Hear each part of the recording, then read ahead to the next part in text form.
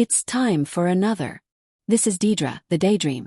He took the top spot for a while as most annoying pal on the base. Not only did they barely did any work, but it was when they started to keep Greg in his dreams to starve him to death. He was then confused on not only his weird dreams, but also the fact that Greg comes back to life either way. They're also a slacker. Then we got Gravel, the rush boar.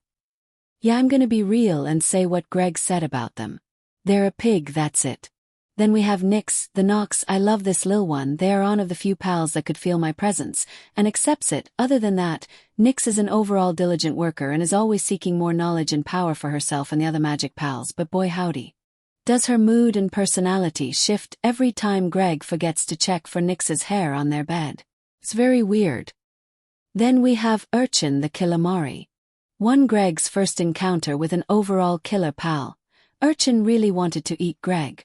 They're now cool and Urchin more or less just attaches themselves to the head of whoever they feel like. Then we have Guild and Shard.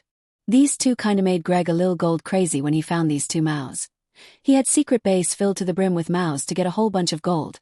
Unfortunately for Greg, he didn't know about the law for regulating mows to ensure gold doesn't inflate. Then we have Fumbles the Fuddler. Fumbles is called that not by Greg but the other pals that knew of Fumbles. The reason that none have tried is cause of Fumbles' ridiculous strength.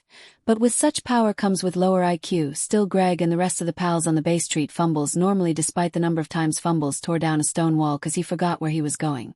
Then we have Glide, the Celeray. This lil guy is always in high spirits and is always wanting to go on adventures. Whenever they have free time they're always wanting to go for a swim, especially with a friend. Then we have Mono, the Dire Howl, usually by himself, and on night shift Mono was once leader of pack of other Dire Howls but doesn't get into it or other things. Because of that he always has a grouchy face.